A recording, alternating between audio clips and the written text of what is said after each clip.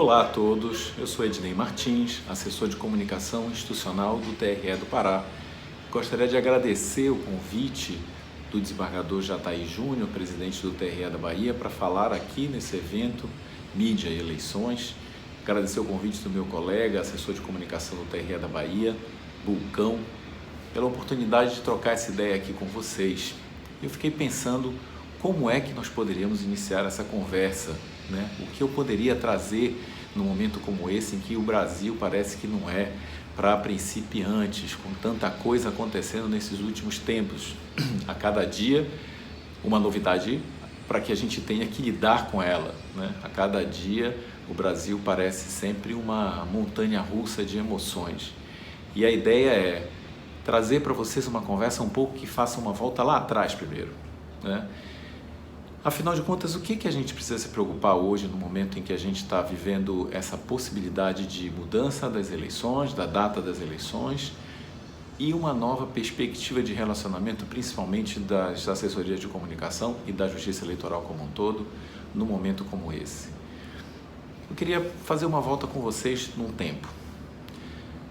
Ali por volta de 1835, um aristocrata francês chamado Tocqueville fez uma visita aos Estados Unidos para conhecer um pouco da realidade daquele local, daquela república, daquela democracia. Chegando lá, Tocqueville ficou muito surpreso com a forma com que aquela localidade, com aquele país se relacionava com o que ele chamou de princípios democráticos.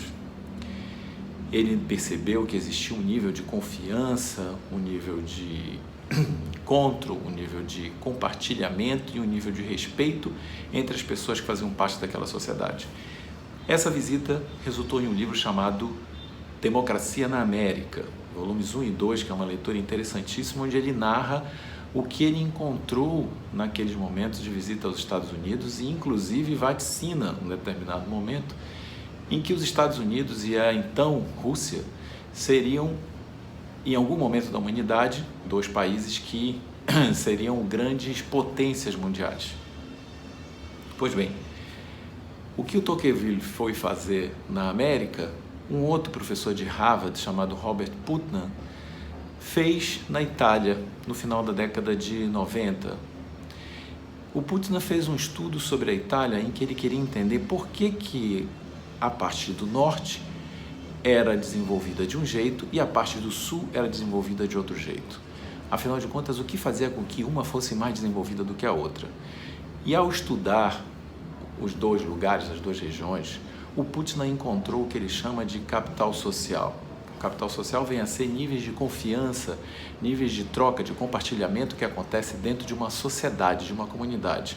E o livro dele fez grande sucesso e o capital social, então, ao ser estudado pelo Putnam, ele considera como é que eu consigo produzir capital social. Afinal de contas, qual é a base do capital social? A base do capital social é a confiança. A base do capital social é a troca de informações e a base do capital social é a transparência envolvida dentro daquela sociedade. O que eu vejo é que nós estamos num momento em que nós precisamos rever esses conceitos, olhar esses processos democráticos e entender o quanto que nós podemos contribuir com ele.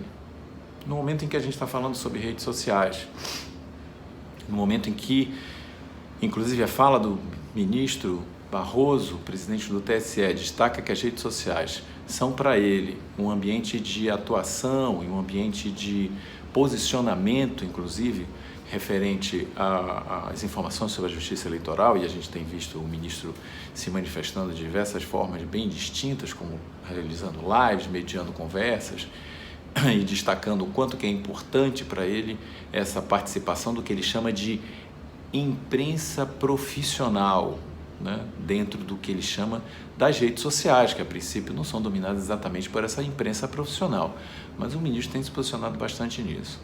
E aí a questão é, como é que nós conseguimos desenvolver, a partir do momento, de uma sociedade em que cada vez mais se posiciona nas redes sociais, em que os especialistas de plantão sempre falam a respeito disso, e onde nós estamos tomados por um processo de desinformação, como é que nós conseguimos produzir um ambiente de confiança?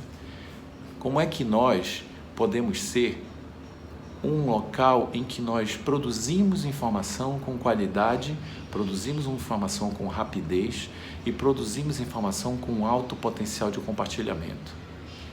Nós percebemos que as redes estão aí, nós percebemos que os últimos movimentos do país, inclusive, mostram o quanto que nós precisamos de um processo de informação melhor da população e talvez nós vivamos hoje, estamos às vésperas do que pode vir a ser a nossa eleição mais importante de todos os tempos, porque nós estamos prestes a viver uma eleição em meio a uma pandemia nunca antes vista nessa proporção mundial.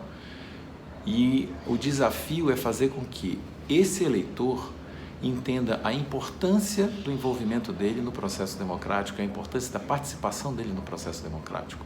Como é que nós conseguiremos fazer isso? Como é que nós, dentro das nossas assessorias, com o tanto que nós temos de questões regionalizadas para resolver, como é que nós poderemos dar conta de realizar essa eleição, trazendo para a população informações tão importantes? E aí eu digo, nós precisamos trabalhar em rede. Nós precisamos potencializar a atuação dos regionais e precisamos potencializar as ações das expertises que existem dentro dessas instituições. No momento em que, seja o segmento da justiça eleitoral, seja o segmento da justiça ao trabalho, de outro segmento de uma instituição pública, atue em rede, e atue em rede dizendo que se um tem uma expertise maior para um determinado assunto, rádio, se o outro tem para vídeo, se um tem um contrato que pode produzir pequenos vídeos, se um tem um outro contrato que pode produzir pequenos cards para as redes sociais, é importante a construção de um processo de trabalho em rede. O Bernardo Toro, que é um grande pensador colombiano, comunicador colombiano, diz que uma rede, quanto mais pontos nós tivermos dentro dela, mais fortalecida essa teia é. Então, se uma rede tem poucos pontos de intersecção, ela tem fragilidade, ela não consegue segurar um impacto.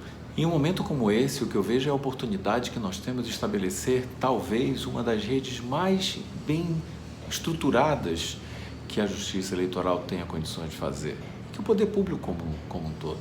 Porque, na verdade, nós temos os colegas que fazem parte do Tribunal de Justiça, nós temos os colegas que fazem parte da Justiça do Trabalho, nós temos os colegas que fazem parte dos tribunais superiores. Todos eles podem fazer parte de uma grande rede de compartilhamento de informação que seja gerenciada, que seja produzida e que seja compartilhada por nós no momento em que nós podemos, de uma maneira rápida, de uma maneira de fácil compartilhamento e de uma maneira em que nós temos condições de utilizar principalmente o nosso público interno como multiplicador dessas informações, uma qualidade de informação para a população. Nós estamos aí perto de uma eleição que deve surpreender bastante pela novidade, né? Pela forma diferente de se fazer o voto.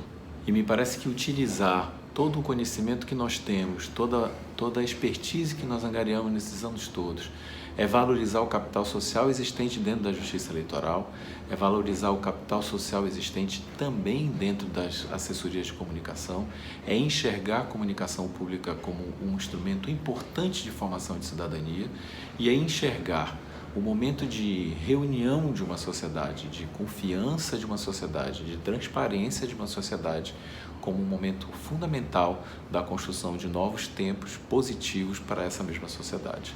E eu acho que aí é que o grande desafio está inserido para nós nesse mundo das mídias e das eleições que virão. Muito obrigado pela oportunidade de conversar com vocês.